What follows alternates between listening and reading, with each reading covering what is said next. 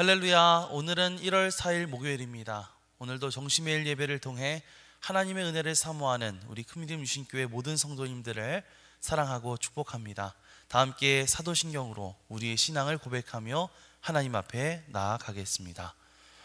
전능하사 천지를 만드신 하나님 아버지를 내가 믿사오며 그 외아들 우리 주 예수 그리스도를 믿사오니 이는 성령으로 잉태하사 동정녀 마리아에게 나시고 본디오 빌라도에게 고난을 받으사 십자가에 못 박혀 죽으시고 장사한 지 사흘 만에 죽은 자 가운데서 다시 살아나시며 하늘에 오르사 전능하신 하나님 우편에 앉아 계시다가 저리로서 산자와 죽은 자를 심판하러 오시리라. 성령을 믿사오며 거룩한 공회와 성도가 서로 교통하는 것과 죄를 사하여 주시는 것과 몸이 다시 사는 것과 영원히 사는 것을 믿사옵나이다. 아멘.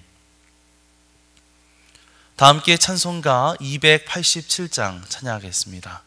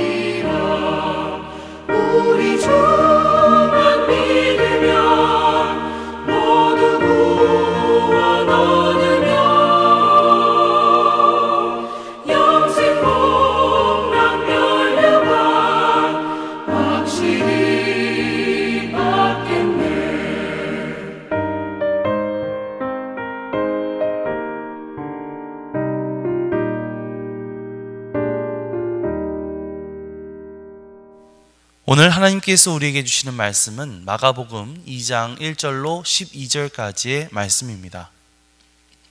수일 후에 예수께서 다시 가버나움에 들어가시니 집에 계시다는 소문이 들린지라.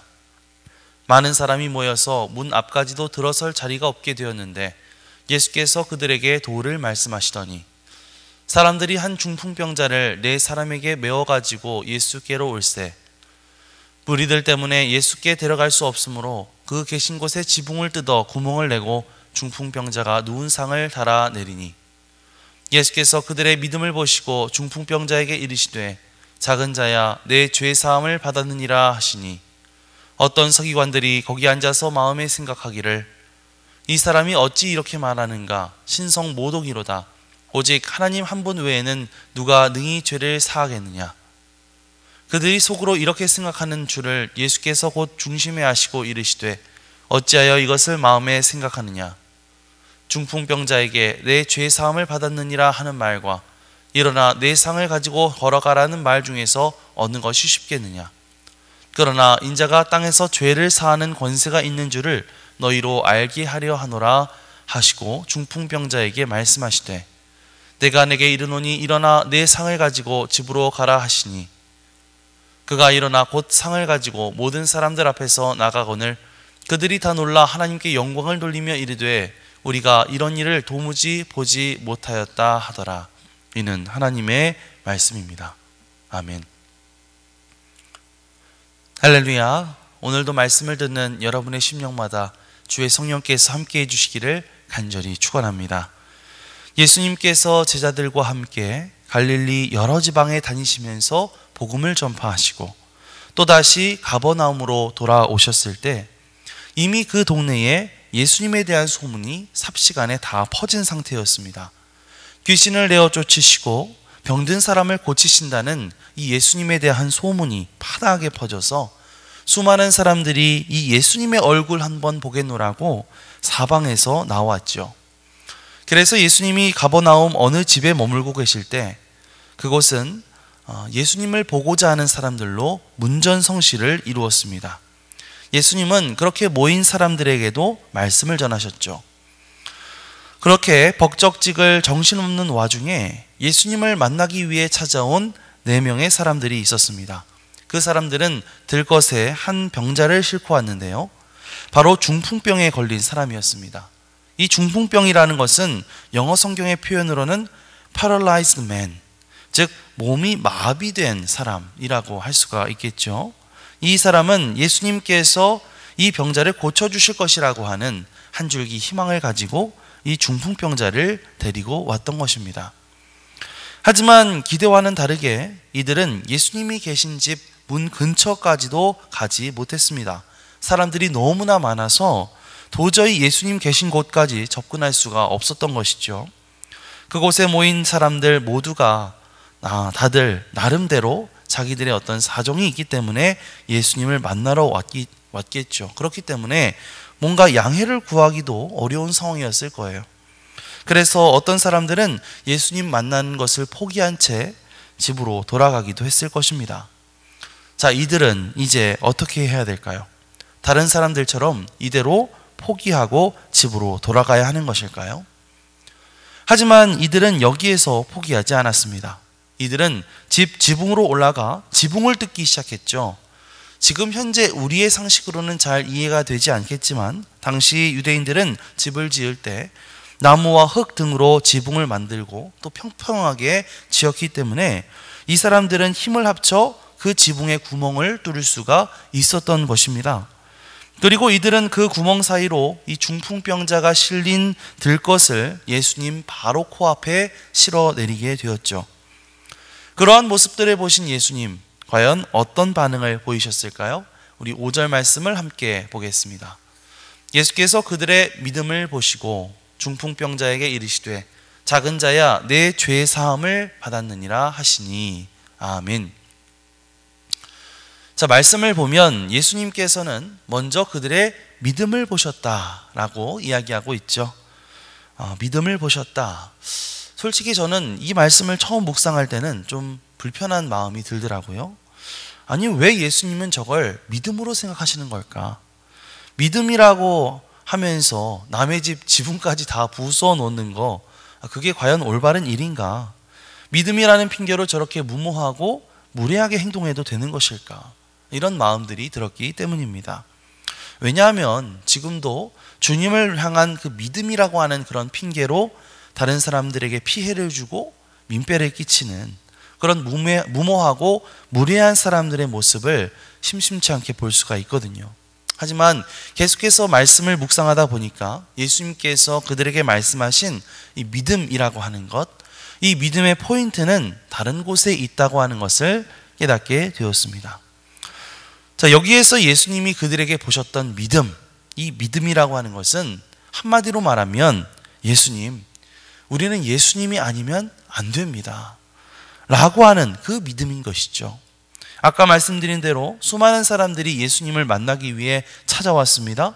그리고 성경에 쓰여 있지는 않지만 또 수많은 사람들이 자기의 문제를 해결받기 위해서 상황이 여의치 않자 쉽게 포기하고 돌아가 버리고 말았을 것입니다. 예수님 만나기는 글렀어. 예수님한테서 문제 해결받는 것은 어렵겠어. 우리 다른 방법을 좀 찾아보자. 우리 포기하든지 그러자. 이러면서 발걸음을 돌렸을 것입니다. 아마 10중 8구 중풍병자와 그 4명의 사람들도 그런 생각이 들었을 거예요. 하지만 이들은 그렇게 쉽게 포기하고 돌아서지 않았습니다. 예수님 아니면 이 문제를 해결할 수 없어. 예수님 아니면 우린 방법이 없어. 이들은 그러한 간절한 마음을 가지고 어떻게든 무슨 수를 써서든 예수님을 만나고자 했던 것이죠. 예수님은 그런 이들의 간절한 마음을 아셨던 것 같습니다. 그래서 그들의 믿음을 보셨다라고 성경은 기록하고 있는 것이죠. 사랑하는 성도 여러분, 여러분에게도 묻고 싶습니다. 과연 우리에게는 이 중풍병자와 4명의 사람들과 같은 예수님을 향한 그런 얼마나 간절한 마음을 갖고 있는가? 내가 얼마나 간절한 마음으로 주님을 찾고 있는가 하는 질문이죠. 우리는 나름대로 어떤 삶의 문제거리들을 가지고 또 삶의 애환들을 가지고 하나님 앞에 나아가고 또 기도의 자리 가운데 나아갑니다. 주님의 은혜를 구하고 또 주님의 도우심을 바라면서 기도하죠. 그러나 기도의 응답이 쉽게 이루어지지 않는다고 생각하면 또 금방 포기하고 다른 방법을 찾아 나섭니다. 아무래도 이번에 기도 응답 받기는 좀 힘들 것 같아. 시간이 없으니까 일단은 좀 다른 방법을 좀 찾아보자고 이렇게 말하면서 쉽게 그 기도를 포기해 버리고 만다는 것입니다. 하지만 예수님은 우리의 믿음을 보시는 분이시죠. 우리의 끈기를 보시는 분이시고 우리의 그 간절한 마음을 보고 계시는 줄 믿습니다. 어떻게든 주님을 만나고 싶다. 내가 어떻게든 응답 받고 싶다. 라고 하는 이 주님을 향한 간절함과 열망이 우리에게 더더욱 필요한 시점인 줄 믿습니다. 주님, 저는 주님이 아니면 안 됩니다. 주님이 아니면 저한테는 아무런 희망이 없습니다. 이렇게 고백하면서 끝까지 포기하지 않는 마음, 포기하지 않고 끊임없이 기도의 자리로 달려나가는 그 마음, 그것이 곧 믿음인 줄 믿습니다. 주님께서 여러분의 그 간절한 마음을 외면하지 않으시고 이 중풍병자와 내 친구들을 바라보셨던 것처럼 그런 여러분들의 믿음을 기쁘게 바라보고 계실 줄 믿습니다. 오늘도 여러분이 가지고 있는 그런 기도의 제목들 가지고 기도할 때 정말 하나님 앞에 간절하고 절박한 마음으로 아뢰며 나아가시기 바랍니다. 그렇게 될 때에 그 가운데 마침내 일하시는 하나님의 놀라운 역사, 하나님의 일하심을 경험할 수 있는 저와 여러분들이 되시기를 주님의 이름으로 간절히 축원합니다. 자, 그렇게 예수님을 만나고자 하는 간절한 마음으로 지붕을 뚫고 중풍병자를 예수님 앞에 달아내렸던 사람들, 또 그들의 믿음을 보셨던 예수님은 그 중풍병자를 향해서 이렇게 말씀하셨습니다. 5절 말씀을 다시 한번 읽어볼까요? 예수께서 그들의 믿음을 보시고 중풍병자에게 이르시되 작은 자야 내 죄의 사함을 받았느니라 하시니. 아멘. 자, 예수님은요 그 중풍병자를 향해서 가장 먼저 이렇게 선포하십니다. 내 죄의 사함을 받았느니라. 아멘.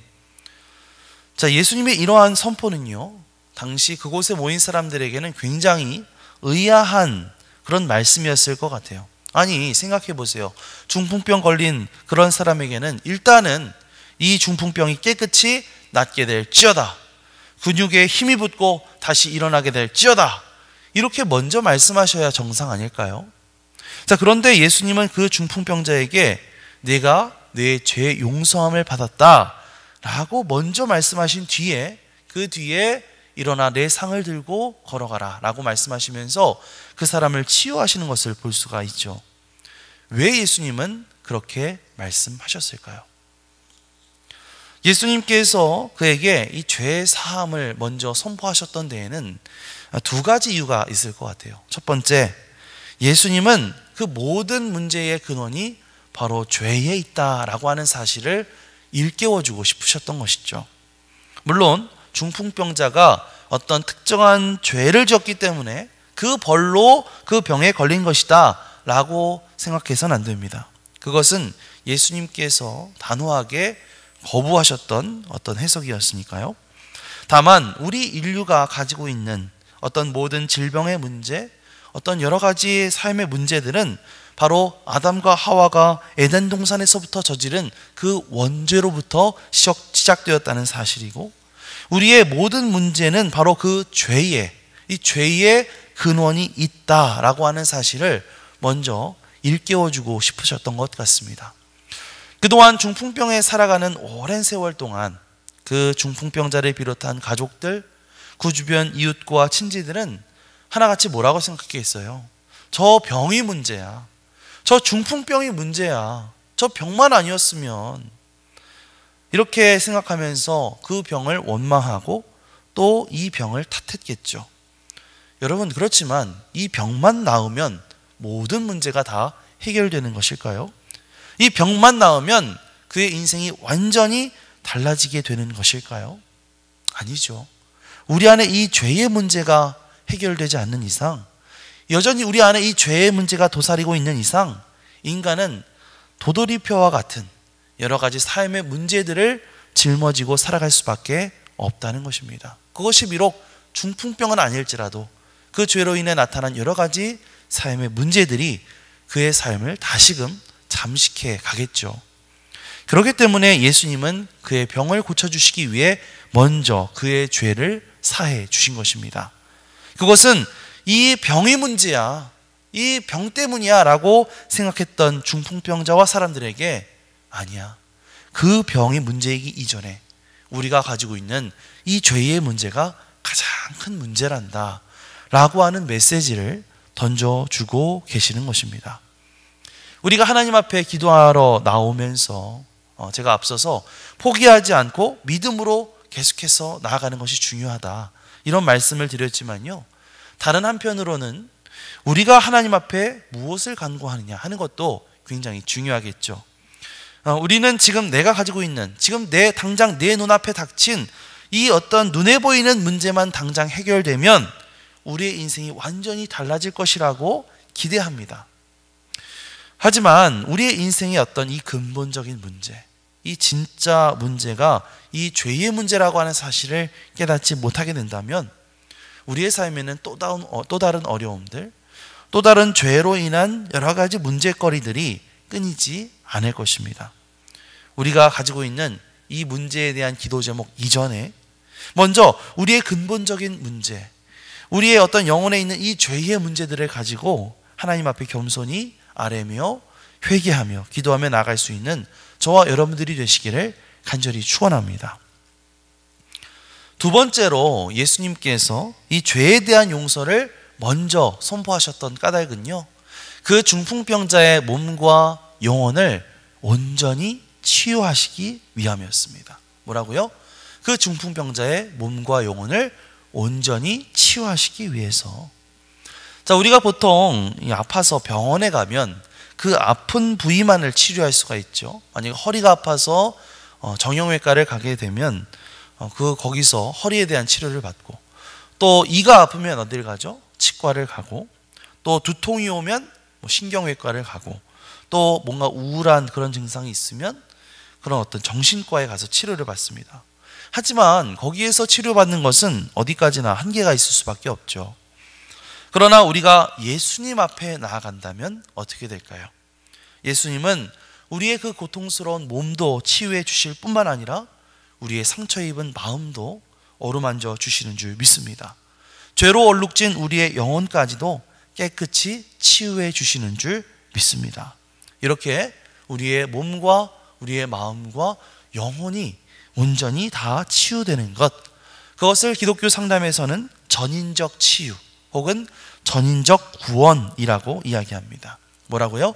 전인적 치유, 전인적 구원. 우리가 진정한 하나님의 피조물답게 살아가게 하시는 분, 또 우리와 하나님과의 관계가 회복되게 하시고 우리가 하나님 앞에서 온전한 치유함과 행복을 누리게 하시는 분, 전인적 치유, 전인적 구원을 이루시는 분, 그분이 바로 누구실까요?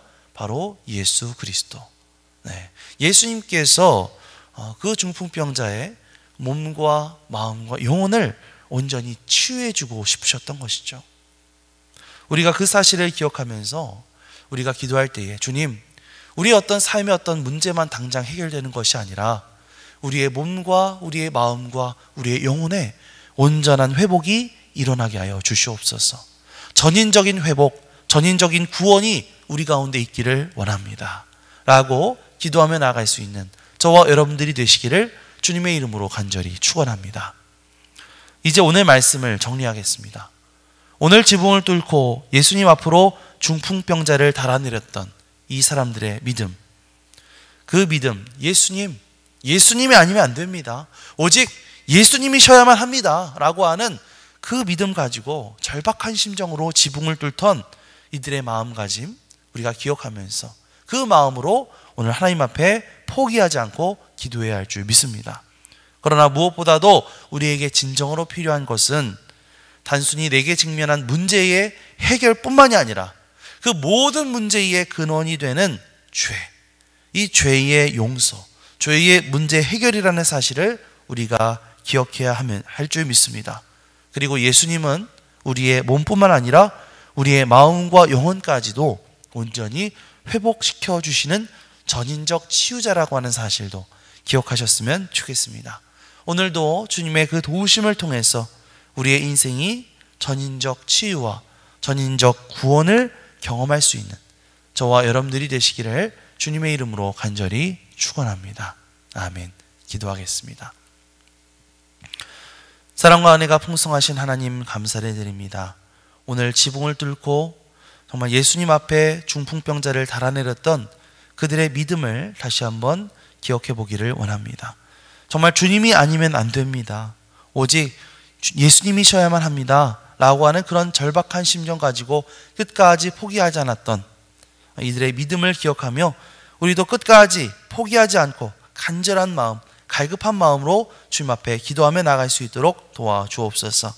그러나 무엇보다도 우리에게 필요한 것은 어떤 죄의 용서, 죄의 문제 해결이라는 사실을 깨닫고 우리가 그 모든 것들 예수 그리스도 앞으로 가지고 나아가게 하여 주옵소서. 그렇게 할 때에 우리의 몸과 마음과 영혼을 치유하시는 하나님의 그 놀라운 능력, 예수 그리스도의 놀라운 역사를 경험할 수 있는 하루가 되게 하여 주시옵소서. 감사드리며 예수 그리스도의 이름으로 기도드리옵나이다. 아멘.